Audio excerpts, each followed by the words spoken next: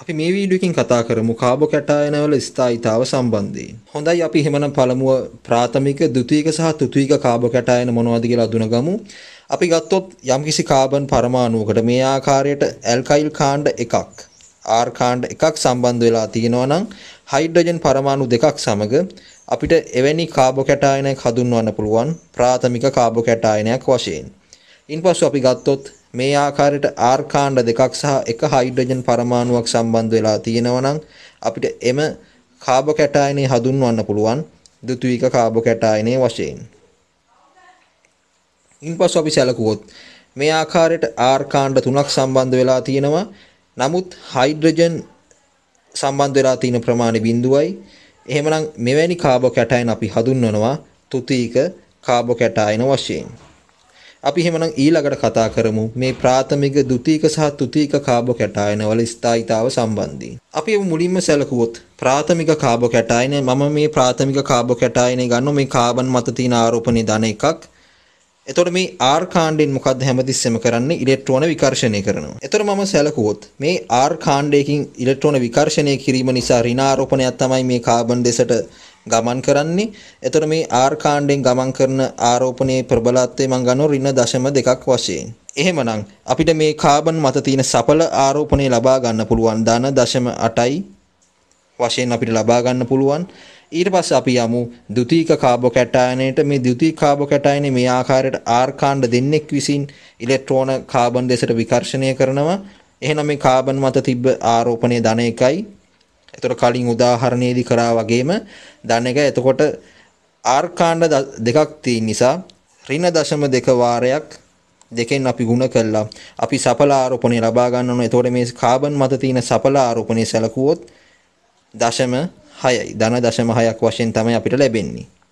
එතකොට ප්‍රාථමික කාබෝ කැටායනේ ධන 0.8යි. ද්විතීයික කාබෝ කැටායනේ ධන 0.6යි. එහෙමනම් අපි යන් දැන් ඊළඟට තෘතීයික කාබෝ කැටායනේට. තෘතීයික කාබෝ කැටායනේ කාබන් මත තිබ්බ ආරෝපණය ධන 1යි. නමුත් මේ ආර් කාණ්ඩ තුන විසින් ඉලෙක්ට්‍රෝන විකර්ෂණය කරනවා.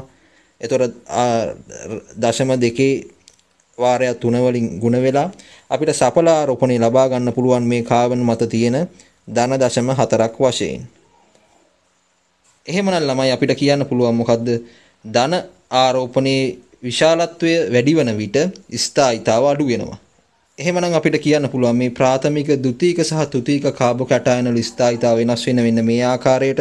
ස්ථායීතාව අඩුම ධන ආරෝපණයේ විශාල ප්‍රාථමික කාබෝ කැටායනේ, ඊට වඩා ස්ථායීතාව වැඩි වෙනවා ද්විතීයික කාබෝ කැටායනේ. මොකද එයාගේ ධන ආරෝපණයේ විශාලත්වය ප්‍රාථමික කාබෝ කැටායනට වඩා අඩුයි.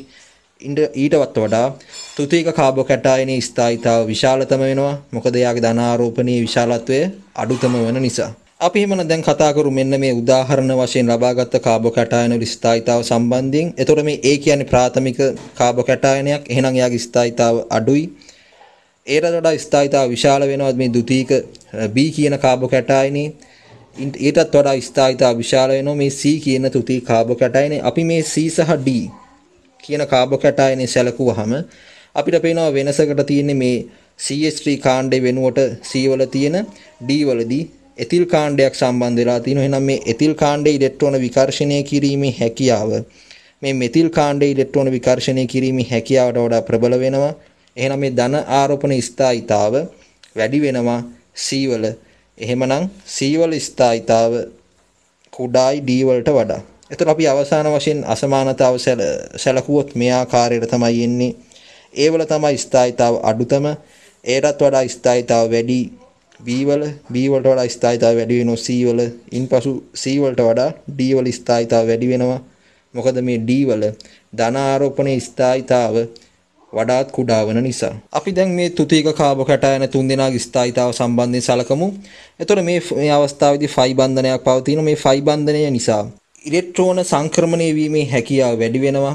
ඒ කියන්නේ මේ CH2 ද්විත්ව බන්ධන CH කියන ඇල්කයිල් කාණ්ඩයට වඩා අඩුවෙන් තමයි C2H5 කියන ඇල්කයිල් කාණ්ඩය ඉලෙක්ට්‍රෝන විකර්ෂණය කරන්නේ. ඒ කියන්නේ මේ CH2 ද්විත්ව බන්ධන CH2 වල CH වල ඉලෙක්ට්‍රෝන විකර්ෂණය කිරීමේ හැකියාව වැඩි. එහෙමනම් අපි සැලකුවොත් අපි ගත්තොත් මේ තෘතීයික කාබෝ කැටායන තුන් දෙනා ABC වශයෙන් C වල තමයි ධන ආරෝපණයේ විශාලත්වය කුඩාතම වන්නේ. එහෙමනම් C වල ස්ථායීතාව වැඩි. C වලට වඩා ස්ථායීතාව කුඩායි B වල. B වලට වඩා ස්ථායීතාව කුඩා වෙනවා A වල. අපි එහෙමනම් අවසාන වශයෙන් මේ තුතික කාබෝකැටායන දෙන්නගේ ස්ථායීතාව සම්බන්ධයෙන් කතා කරමු. එතකොට අපි ගත්තොත් මෙයා A මේ කාබෝකැටායනේ B වශයෙන් මෙයාගේ තියෙනවා එක ෆයි බන්ධනයක්.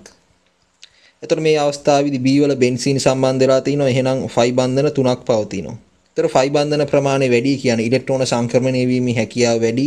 එවනම් මේ බෙන්සීන් වල ඉලෙක්ට්‍රෝන විකර්ෂණය කිරීමේ හැකියාව මෙම A වල මෙම කාණ්ඩයේ විකර්ෂණය කිරීමේ හැකියාවට වඩා බෙහෙවින් වැඩි වෙනවා. එහෙමනම් මේ ධන ආරෝපණ අපි සැලකුවොත් මෙයාගේ E B සහ A වල A වශයෙන් ධන ආරෝපණයේ විශාලත්වය සැලකුවොත් E B වල ධන ආරෝපණයේ විශාලත්වය කුඩායි A වල ධන ආරෝපණයේ විශාලත්වයට වඩා. එහෙමනම් B වඩා තිස්ථායි A කියන කාබෝකැටායනයට වඩා. අපිට එහෙමනම් අවසාන වශයෙන් මේ ආකාරයට පුළුවන් රටාවක් සකස් කරන්න කාබෝකැටායන ස්ථායීතාව සඳහා ප්‍රාථමික කාබෝකැටායනේ තමයි ස්ථායීතාව කුඩාතම. ඒතර R කාණ්ඩ එක්කනේ මම මේ අවස්ථාවේදී R කාණ්ඩයේ වශයෙන් CH3 කාණ්ඩය ලබා ගන්නවා. ඒට වඩා ස්ථායීතාව විශාල වෙනවා CH3 කාණ්ඩ දෙන්නෙක් සම්බන්ධ වුණාම කාබන් මත අපි දන්නවා ධන ආරෝපණයේ විශාලත්වය අඩු වෙනවා ප්‍රාථමික කාබෝකැටායනට වඩා. ඊට පස්සේ අපි ගත්තොත් CH3 කාණ්ඩ 3ක් සම්බන්ධ වුණාම ස්ථායීතාව තවත් වැඩි වෙනවා. මොකද ධන ආරෝපණයේ විශාලත්වය තවත් අඩු වෙන නිසා මේ ද්විතීක කාබෝකැටායනේ ධන ආරෝපණයේ විශාලත්වයට වඩා.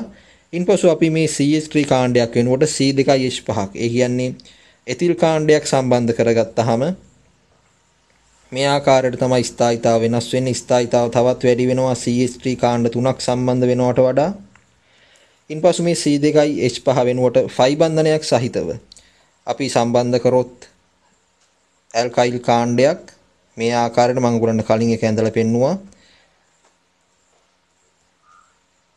මෙන්න මේ කාබෝකැටායන ස්ථායීතාව තවත් වැඩි වෙනවා මේ C2H5 කියන ඇල්කයිල් කාණ්ඩේ සම්බන්ධ වෙච්ච කාබෝකැටායනට වඩා. මොකද ප්‍රධානතම හේතුව මේ කාබෝකැටායනේ ෆයි බන්ධනයක් පැවතීම. අපි දන්නවා අපි කලින් පෙන්නුවා වගේ එහෙමනම් බෙන්සීන් සම්බන්ධ වුණාම ස්ථායීතාව තවත් වැඩි වෙනවා. මොකද බෙන්සීන් වල ෆයි බන්ධන 3ක් පවතින නිසා.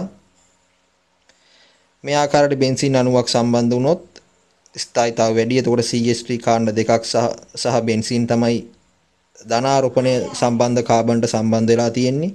ඉන්පසු අවසාන වශයෙන් අපි ගත්තොත් බෙන්සීන් අවස්ථා 3ක් සම්බන්ධ වුණොත් මේ ආකාරයට එයාගේ ස්ථායීතාව බෙහෙවින් වැඩි වෙනවා.